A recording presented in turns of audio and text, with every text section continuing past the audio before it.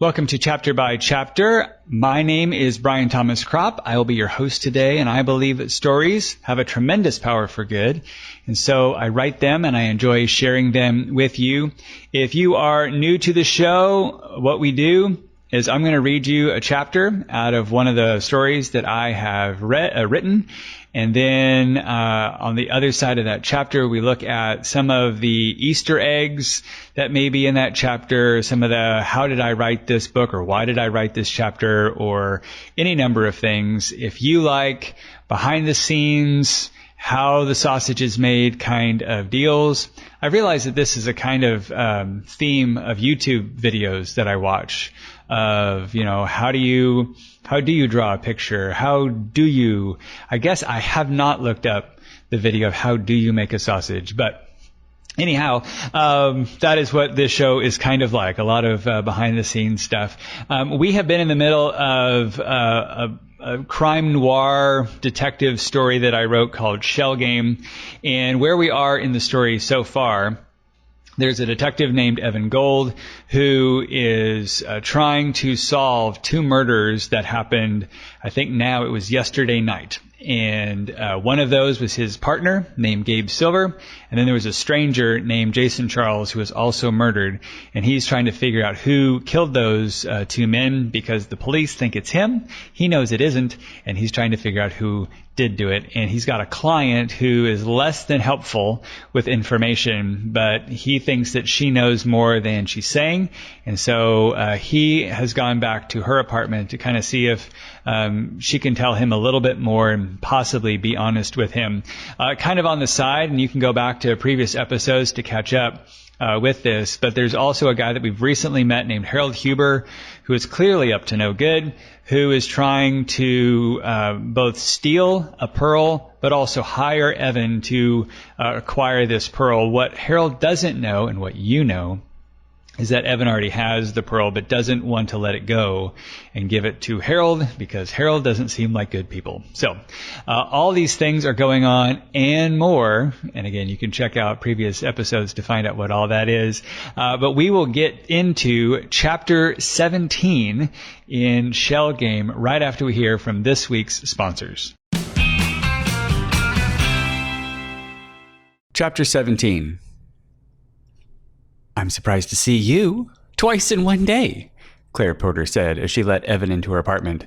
She dressed in the same yellow housecoat and her feet wore slippers capped with peacock feathers on their toes. However, her face bore a light coat of makeup and her hair looked fixed, so Evan wasn't sure how in for the night she was. "I mean, I can't imagine what good news you could bring at such an hour." "Is it good news, Evan? You wouldn't be here if it were bad news. You'd be out trying to fix it. But it could be bad news too, mightn't it?" She inhaled and let her breath out loudly. "I don't know if this is something you hear from your clients from time to time, but it is certainly a relief for me to see you here, even if it's not good news. Just to see you here brings me a certain level of comfort." She led Evan further into the apartment, and then, in a sudden rush, embraced him tightly and rested her head on his shoulder. "I haven't been able to calm down my mind all day," Claire sobbed lightly. "I keep expecting the police to call or come barging through the door at any second." Evan took her shoulders in his hands and pushed her away slightly. He looked into her tear-streaked face. "I have neither good news nor bad news. Breathe easy. I just wanted to check on you." Claire smiled and Evan handed her a handkerchief. She dabbed her eyes. "And I wouldn't worry about the police. Not yet anyway," Evan said, relaxing on the sofa. "As far as I know, they still don't know you are the one who hired us, and as things stand right now, there is no need to bring you into it." "Oh, that's a relief," Claire said and sat next to Evan. She looked longingly into Evan's face. It was the kind of face Catherine gave him years ago when they were younger, more in love, and life seemed easy. Evan furrowed his brow. "You can drop the puppy dog act, Claire. It's not going to get us very far." "I don't know what you mean," Claire said, her forehead forming creases between her eyes. Evan chuckled. "I appreciate that. Don't get me wrong. To be honest, I've never run into anyone with as much commitment to it as you. You must have been perfecting this for years." The look of hurt that blanketed Claire's face brought brand new tears to her eyes. "I promise you, Evan, I don't know what you're talking about. There is no act. I'm genuinely terrified. You can tell me to breathe easy, But there's a killer out there. That killer shot in cold blood the 2 men I was with last night. Who's to say I might not be next? Evan held up his hands. I'm not mad at you or anything. But truth is, if you were as virtuous and fair as you pretend, we would get nowhere with this case. Claire promptly stood up and stamped her slippered foot. You really know how to charm a lady. She stood and walked over to sit on the radiator. Claire pouted, crossed her arms, and said, I'm innocent, Evan. Do you think I killed those 2 men? Evan ignored her and drew random designs into the armrest of his chair with his forefinger. I met with Harold Huber today, Evan said and glanced up at Claire's face. Surprise flashed over her features, but was quickly replaced by a veneer of nonchalance as she casually folded her hands in her lap. Then Claire stood suddenly and began to tidy up. She didn't say a word. She just aimlessly moved through the apartment, repositioning several vases, throw pillows, and small furniture pieces along the way. By the time Claire finished, the apartment looked no better or worse than before the tidying spree.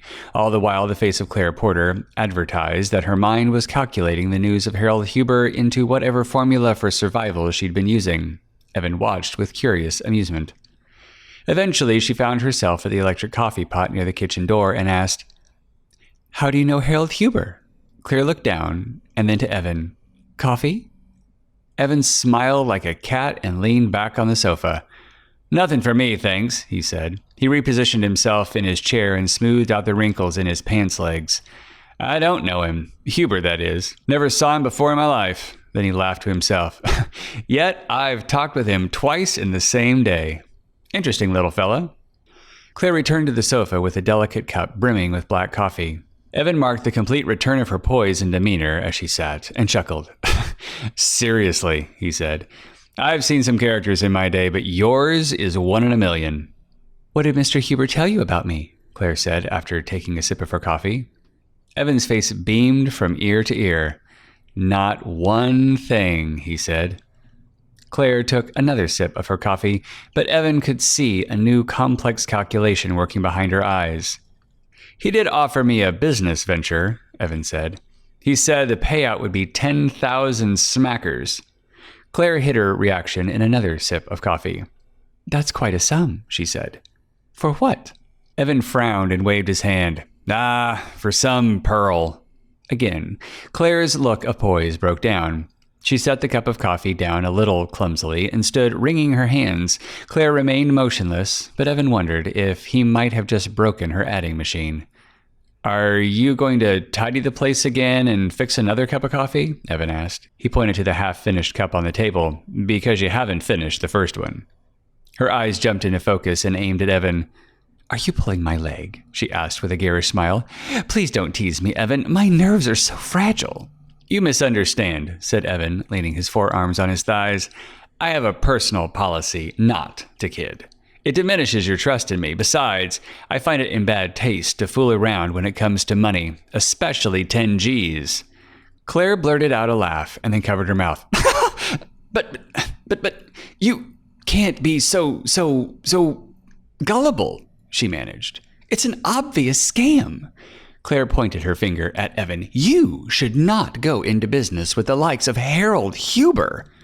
Everybody's got to eat, Evan shrugged. Listen, I don't mean to burden you with my affairs, but that kind of bread would help me out quite a lot. Pay off some debts, and with the rest, well, I could do very well for myself for a long time. But you're supposed to be working for me. Claire threw herself on the sofa close enough to Evan that their knees almost touched. Don't you worry, I am. But you can't say you've been helping me out much, Evan said. I mean, you hired me to find your father, which I knew was a lie before it ever escaped those pretty lips of yours. Gabe tailed your Jason Charles, and now both men are dead. The next question is, why? He looked in her eyes and spoke in a tone of complete ambivalence. I'm not saying you know, but you know something more than you've told me. Like what? Asked Claire. Like this pearl, Evan said. You practically jumped out of your skin when I mentioned it. You kept your cool, though. I gave you high marks. Claire turned away from Evan and placed her face in her hands. Her tears began again. 10,000 is a lot of money. It is, Evan replied. She looked back over to Evan. Tears were forming rivulets through her perfect makeup. I can't compete with that. I couldn't compete with that in 10 lifetimes. Claire looked out in the distance, focusing on nothing and no one. I thought you were a different kind of man, Evan Gold. I thought you might be the kind of man who did the right thing because it was the right thing and didn't only trade services and loyalty to the highest bidder. Survival of the fittest, Evan said. Isn't that what they're teaching in school these days? But I have nothing left to give. Claire's tears turned to sobs. Evan stood and raised his voice. You could start with giving me the truth. There are too many loose ends. I can't get my mind around them. You know more than you're saying, and this could all spin out of control if you're not careful. I need you to trust me, Claire. Trust me. Tell me the truth. Claire continued to sob and then said, I don't know if I can. She looked up at Evan, her eyes glistening. Listen. Evan's voice softened. I don't know what you're mixed up in or what it would take to get you out. I don't need to know everything, but can you be on the level with me? Shoot straight for a change, not all this cloak and dagger nonsense. Claire stood and took a step toward Evan. She nodded and then shook her head, then shrugged helplessly. I think so. I've had to cover my tracks for so long. Can you trust me a little bit longer, even without all the details? I'm already neck deep in this case, Claire. I don't know if that makes me a wise man or a fool, but it's where I am. I can go along with you for as long as necessary, but you must know you're going to have to come clean sooner or later. Facts, especially facts around crimes, have a hard time staying hidden. I know you're right, Claire said, and once again blotted her face with his handkerchief. I think maybe if the three of us talked. 3 of us? Evan asked. You, me, and Harold, said Claire. Okay, nodded Evan. If the 3 of us could talk, we might be able to clear the air, said Claire. I like what you're thinking, said Evan, and I happen to know where he is at this very moment. Where should we meet him? Asked Claire. That I don't know, pondered Evan. Maybe we pick him up at his hotel and then take him back to my place. I'm game if you are, Claire smiled. Great, said Evan. Get on your things and we'll hustle down to the Webster. I think we can catch him before it gets too late. Claire went to her bedroom and shut the door, and Evan took the opportunity to look around the place. He observed that Claire traveled light. She'd also moved into the Walnut Grove in a hurry. Still, he didn't locate anything helpful before she returned 10 minutes later. Claire emerged from her bedroom with a fresh outfit and reapplied makeup. Evan held out his elbow. You look fine, he said. Shall we? Claire linked her arm with his, and they exited her apartment together.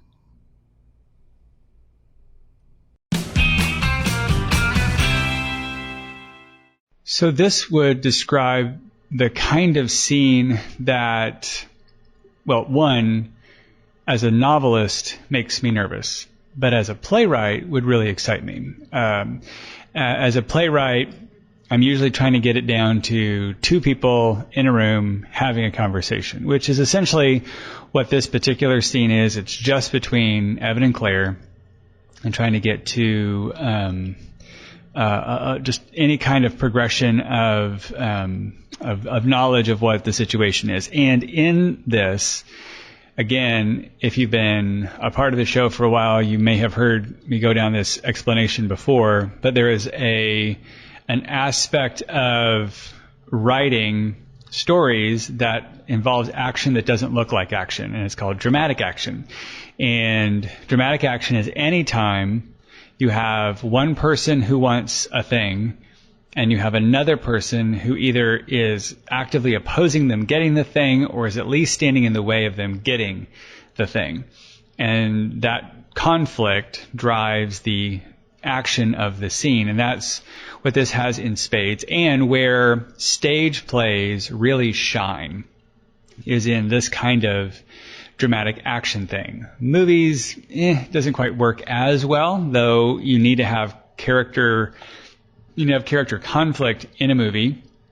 Obviously, you're going to deal more with camera movement and visuals and that kind of stuff. And then the novel merges both of those because you're creating visuals in the brain with the words, but there's a lot of words, so that you have stuff to communicate through words like in a play. So for this, you've got Evan, who's an investigator, who is trying to investigate and figure out. He still doesn't feel like he's gotten the whole truth from Claire, and she's not giving him a whole lot of confidence that she's ever going to give him the whole truth. So he keeps digging, and she really is holding on to some information, and we need to figure out what that is and why she's holding on to it, which will drive a lot of the rest of this book. But that, I want the information in your head, and I don't want you to get the information in my head. That conflict is what is driving this scene. And so a lot of the movement is going to be driven by what can Evan ask or what can Evan say that will catch Claire off guard enough that she releases a little bit more information. And hopefully that happened for you in this scene. My particular favorite one is when he just kind of casually drops the information that he met with Harold Huber, even though I think at this moment he doesn't know whether or not Claire has any attachment to Harold or not, and doesn't yet know whether or not Claire has any attachment to the pearl.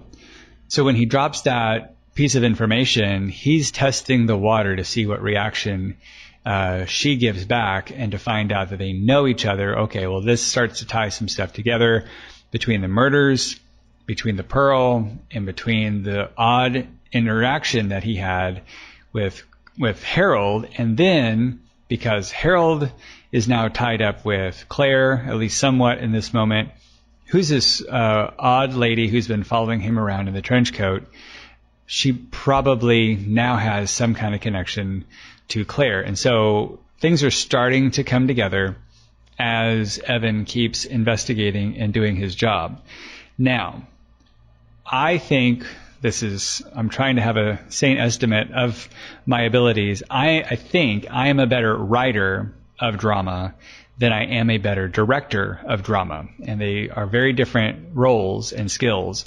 So I can sit in a room by myself in a typewriter and see a scene in my head and write down what they say, or in a case like a book, write down sort of what they're doing. But if I were to then take that scene and put it on stage, I freak out. And I'm much happier with two actors sitting in chairs across a table from one another and have this conversation. But that is boring as all get out unless you've got exceptional actors and exceptional writing. I would be remiss if I don't think I have exceptional writing. I'm okay. But it would take a director and actors to really pull off just two people sitting across a table from one another. So usually the director comes in and adds movement. And in stage work, that's called blocking. Don't ask me why. I have no idea why it's called blocking. It just is. It's one of those things. And I'm terrible at blocking. Terrible. I directed this one play for community theater once, and I found myself just repeating the same moves over and over again. Like, I'm bored with this. Look, why don't you back over there and stand by the window? And then I would get bored again. Like, hey, you go stand by that window. Like, a lot of things were just like, I don't know what else to do with you, so go stand by the window. So in this case, I get nervous writing the blocking because I'm not good at it. But that's what this scene kind of needed. Claire is very nervous because Evan is poking at this secret that she has, which will become known over the course of the book. And she doesn't want to let the secret go. And she is now also nervous because I think her world is getting a lot smaller with people coming nearer to her like Harold and whatnot. So, you've got to act nervous. Well, how do you act nervous? In a book, like, I could show you nervous. You could probably show me nervous, but I don't know necessarily how to write nervous. And it's cheating, or at least really bad writing, if you end up saying, Claire looked nervous. Claire bit her nails. I think you have to do better and do more showing than telling, so that the reader reads nervous without ever saying nervous. So the walking around and rearranging the furniture, the overreacting joy that she has, or the overreacting woe that all this stuff are really just defense that she has. But she has to move around, and she has to show nerves and all the things. And I hope that worked and that came across in this chapter. I just want you to know that's a weakness that I have lots of them. I have weakness in naming things. I have a weakness in blocking. But that's going on in this scene. But at the same time, I think Evan has Claire's number, meaning I don't know that he believes a single word that comes out of her mouth. And he's just testing every time she says something. Is that true or is that false? Is that true or is that false? Does that line up with other things that I know, or does it not? And I think because he doesn't believe a single syllable that comes out of her face, that helps with him chipping away, particularly with comments like, your puppy dog act doesn't work with me, or I've never seen anybody as commitment to your character as you have. Those kinds of things they're not even subtle. They're just letting her know that he knows this is an act, and she's continually trying to convince him it is not an act. And then it is up to you, the reader, to learn or feel for yourself, is it an act or is it not an act? And so I think that's part of the fun of any mystery puzzle kind of thing is, well, I'll say it this way. I was in another play. I was actually acting in this one. It was an Agatha Christie play, and I was the murderer. I was the capital M murderer of the play. But the way the story was written, my character was the first person who was suspected, and some kind of circumstantial thing happened, and they said, meh, can't be you.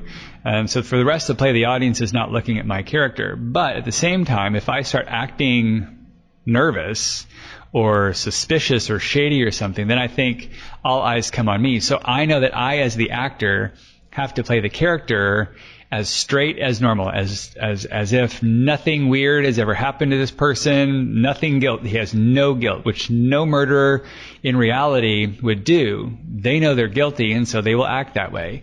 But to the actor, you can fake it. And so I think in writing a scene like this, we're going to find out who's lying by the end of the book, whether Claire is lying, whether Evan is right or wrong, all that stuff. We're going to figure that out. But I know that regardless, I have to write it as if everyone is innocent. So, and just let the facts kind of spill out over time as they do, and let you solve it, because I think that's part of the fun of putting one of these puzzles together. The other thing that kind of stood out to me, there was a movie that came out many, many years ago now with Steve Martin and Michael Caine called Dirty Rotten Scoundrels that I watched probably when I was in high school, junior high, when it came out on VHS in one of those machines. And it was delightful. It was a delightful movie. If you haven't seen it, you should. It's just a really delightful puzzle movie, kind of like this, where you think you know what's going on, and then the next scene, things shift, and then you're like, oh, I thought that was true, and now it's false. It's just the whole movie. It's just lots of twists. Which, if you're into twists, this is a fun movie. I think they did a remake not too long ago. It wasn't called Dirty Rotten Scoundrels, but instead of having two guys and it was two ladies. Which I'm not against that. I'm just against the amount of remakes that are going on these days. And with the simple thing like, oh, that was a successful movie with two ladies. Let's write it again, but with two men, and see what, there's no creativity in that. And that just drives me bananas. But either way, whichever movie you saw, I think it was Sandra Bullock and Rebel Wilson, maybe, or Melissa McCarthy. Anyway, it's a fun story of a low-end pickpocket, a low-end con artist, I guess, and then a really high-end con artist. And the high-end con artist loops the low-end con artist into under his wing for training, and you kind of see what's going on with all that. And it's just a delightful movie. And this sort of reminds me of that, where you sort of have this odd cat and mouse thing between Evan, who's smart, and Claire, who's smart. We're trying to now figure out who's smarter and who's better at getting their goals met. So that's a lot of what was going on. As seemingly very blah scene of just two people talking, there really can be a lot going on. So thank you for being a part of the show today. And if you would like to know more about new books that are coming out, or just kind of what's going on in the Brian Thomas Kropp world, you should sign up for my reader group.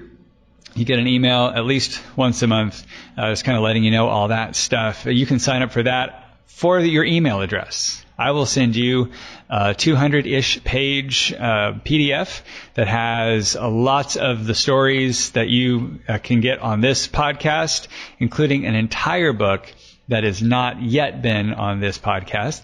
But just go to brianthomaskropp.com, drop me your email address, and you'll be part of the readers group.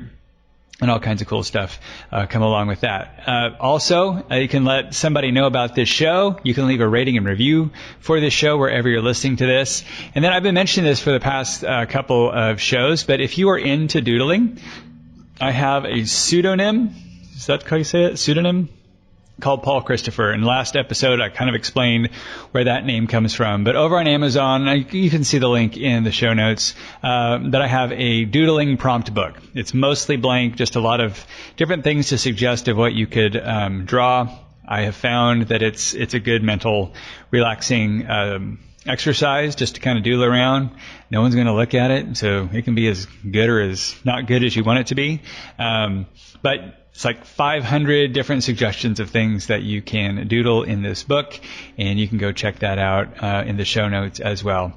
Yeah, I think that's all the things. I hope between now and next time that we get together, you have a great one, and we will see you back here next time.